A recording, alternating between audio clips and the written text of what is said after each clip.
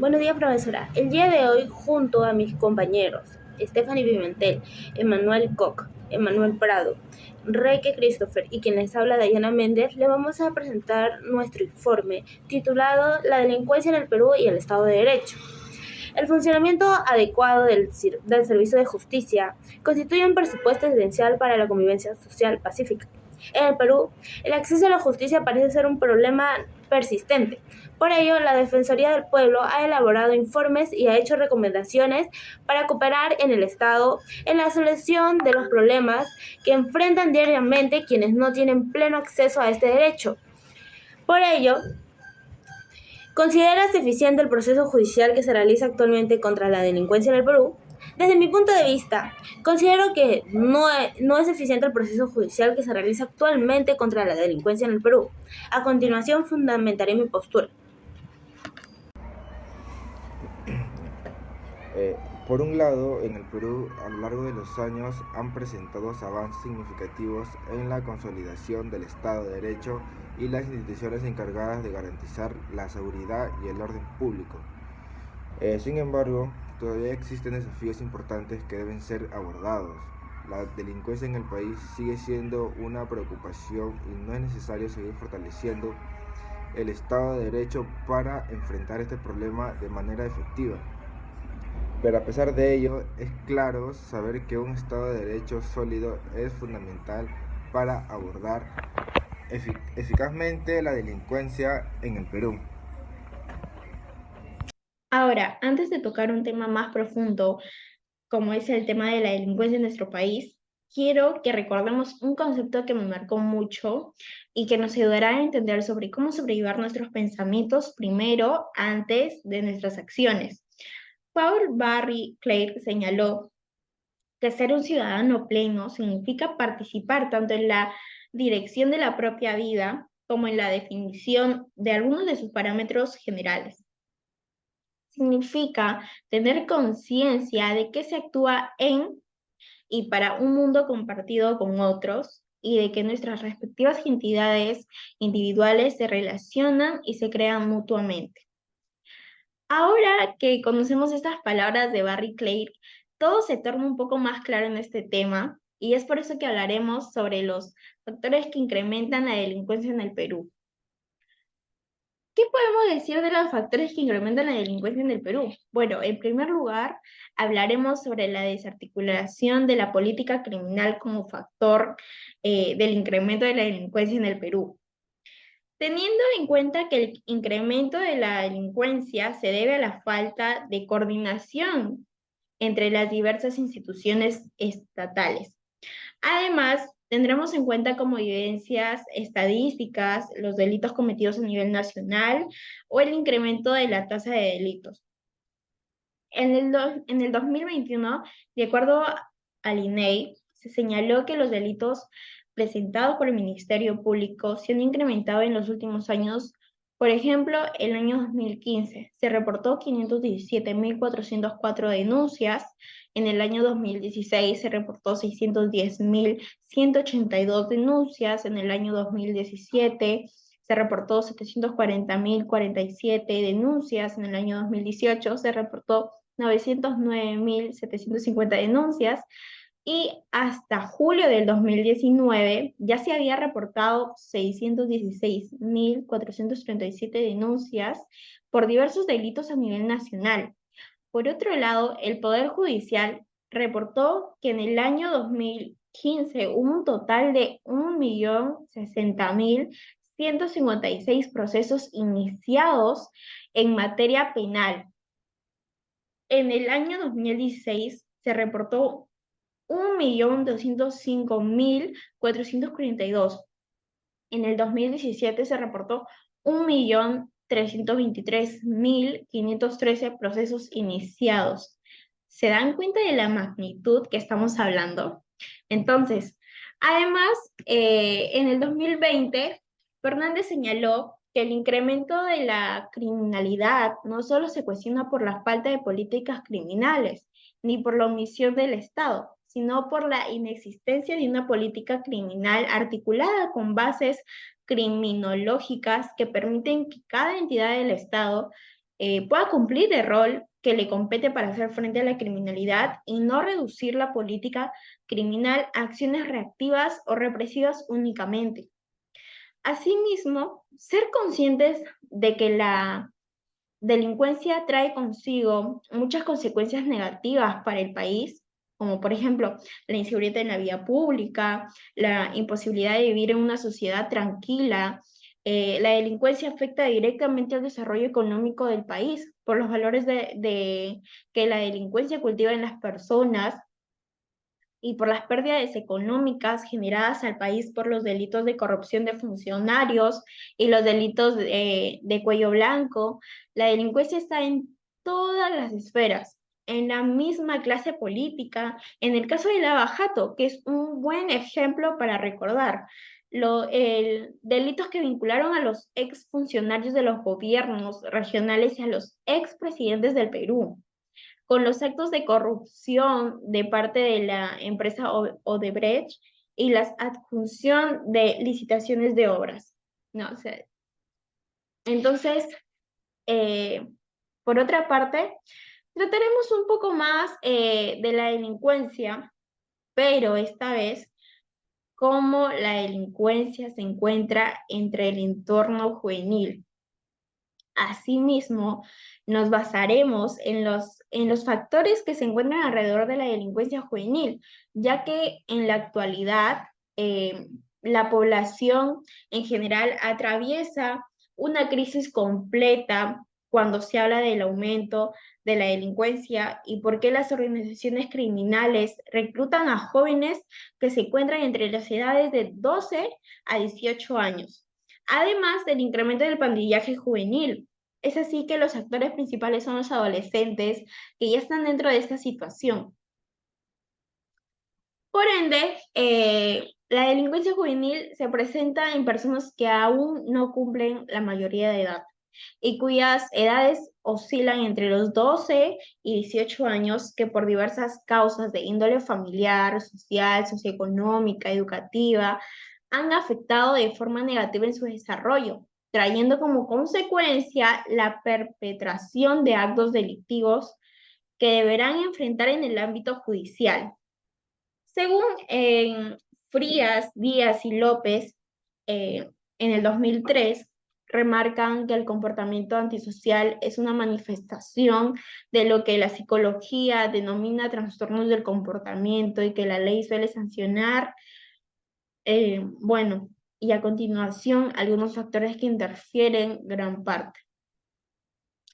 Y ustedes se preguntaron, ¿qué factores son los que intervienen para que estos jóvenes se inmiscuyan en estos actos delictivos, ¿no? Uno de ellos es el factor familiar. ¿Qué tiene que ver los factores familiares? Bueno, es que estos factores familiares son las condiciones negativas que se presentan en el entorno del hogar, donde los padres y familiares no contribuyen al desarrollo del joven, sino todo lo contrario, provocando que sus integrantes una serie de consecuencias negativas que derivan a conductas agresivas para con su entorno, incluso contra sí mismo. Según Torres, Salazar, Reinaldo, Figueroa y Araiza en el 2011 dieron a entender que el entorno familiar es el mejor sistema de control y formación, tanto moral como ética, ya que es el hogar donde se remarcan las conductas inadecuadas relacionadas con el crimen y otros actos delictivos. Ampliando más, pues podemos dar por afirmado que la función de un padre es el desarrollo de sus hijos. Es fundamental, ya que en el hogar es donde tú formas a tus primogénitos, los corriges, los educas para que se dirijan por el camino correcto. Y si no cumplimos ese deber, ellos pensarán que lo actuado está bien y lo seguirán haciendo y más veces, continuamente, y cuando queramos cambiarlos de pensamiento, será tarde. Será tarde ya que los hijos son como un árbol en crecimiento. Si tú no les das cariño, no les das la atención que se merecen, que serán chuecos. Y a pesar de querer cambiarlos, será un esfuerzo en vano, porque ellos tomarán esa decisión, ya están formados y son independientes de sus acciones. Por otra parte, tenemos los factores socioeconómicos. Bueno, en este factor sí tiene mucho que ver, porque actualmente el estado social y económico como un espacio que influye en la convivencia pacífica de los jóvenes en sociedad. En el caso de crisis, tanto del país o personal, los muchachos se ven obligados a cumplir eh, con estos actos delictivos, ¿no? Eh, porque están en una situación criticable, pero que está condicionada a extremas necesidades no cubiertas por los jóvenes infractores. En el 2015, González indicó que estos factores se relacionan con la convivencia misma de los menores que marcan y modelan su personalidad, ya que de crecer en un ambiente socioeconómico precario y violento, además de asimilar el aprendizaje de una conducta delictiva y una inadecuada normalización de la delincuencia y la agresividad, es el duro afán de querer sobrevivir.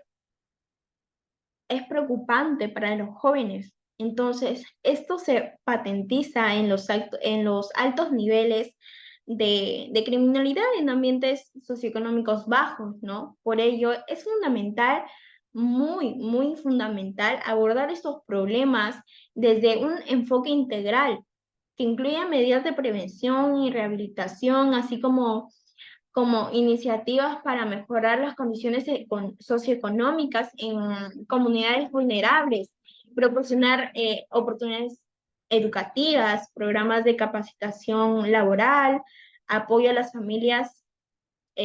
Puede ser una estrategia efectiva para reducir la delincuencia juvenil asociada a factores socioeconómicos adversos, ¿verdad? Además, las políticas que aborden la desigualdad económica pueden contribuir a crear sociedades más equitativas y menos propensas a la delincuencia. Por otra parte, agregamos que no es eficiente el sistema judicial y el proceso que se lleva a cabo para contrastar la delincuencia, ya que hoy en día no tienen un consolidado sistema operativo que ayude a enfrentar esta situación. La inseguridad ciudadana hoy en día es un foco en la que el sistema penal debe centrar sus fuerzas, ya que las investigaciones suelen prolongarse excesivamente. Pues para hacerle frente a la lacra de la delincuencia, también es necesario contar con un personal policial y fiscal preparado y en cantidad suficiente para investigar al gran volumen de delitos que se cometen a diario o a la semana, ¿no? Asimismo, se deben plantear programas de ocupación juvenil y de concientización de valores familiares y comunitarios. Y en este aspecto viene a entrar lo que es la participación activa de la sociedad, ya que es muy importante, pues, es muy importante en la toma de decisiones políticas, porque permite abordar las causas subyacentes de la delincuencia, ¿no? Como la falta de oportunidades, la educación deficiente y la pobreza. La democracia fomenta un diálogo y la colaboración entre los ciudadanos y el gobierno para desarrollar estrategias efectivas de prevención de delito. Y lo cual esto, pues, bueno, ayudará a tener un más control de los delitos. El valor social de la democracia en la lucha de la delincuencia prácticamente radica en su capacidad de construir sociedades justas, inclusivas y transparentes. Lo que es importante es que a través de la participación activa de las sociedades y de los ciudadanos, el respeto de los derechos humanos y la rendición de cuentas, estos factores, junto con la democracia, que es una herramienta poderosa para abordar los causas fundamentales de la delincuencia, ayudarán a promover la seguridad, la bienestar de la sociedad en la que todos queremos, ¿no? Y por último, hay que ser razonables, pues, con los escasos recursos asignados para el funcionamiento del sistema penal, eh, ya que mayormente estos recursos, la cual manda el Estado, se derivan a otras áreas. Y está mal, pues, porque se deberían implementar en más mobiliario, más estrategias en nuestro sistema penal, pues. Es por ende que cuando la delincuencia alcanza su mayor rango, pues encuentra un sistema judicial descuidado, sin fuerzas y ni base, pues, para contrarrestar esta ola, ¿no? De paso a mi compañero. Finalmente, es importante tener un eficiente proceso judicial. Además, también se debe tener una fuerte percepción de inseguridad que existe en el país. Ello implica trabajar en forma intersectorial y profundizar en la comprensión de un fenómeno tan puntual como la delincuencia común, motivaciones, actores, patrones, etc. Lejos de replicar políticas de mano dura, que la literatura y la evidencia empírica no señalan como positivas, es importante abordar la delincuencia común como el resultado de diversos problemas de la sociedad. Por tanto, al elaborar las soluciones no debemos fijarnos únicamente en mejorar la efectividad de la policía. De ahí que además sea necesario fortalecer el rol y la acción de los gobiernos locales y otros ministerios en particular, en el marco de una visión política pública que sancione de manera efectiva, pero que también prevenga y reduzca la posibilidad de incidencia y reincidencia delictiva, especialmente en adolescentes.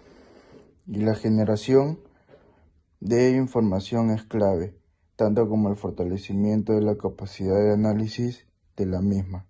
También tener presente que un Estado de Derecho sólido es fundamental para abordar eficazmente la delincuencia, pero también se requiere de esfuerzos de otros ámbitos como la prevención y la lucha contra la desigualdad. Gracias.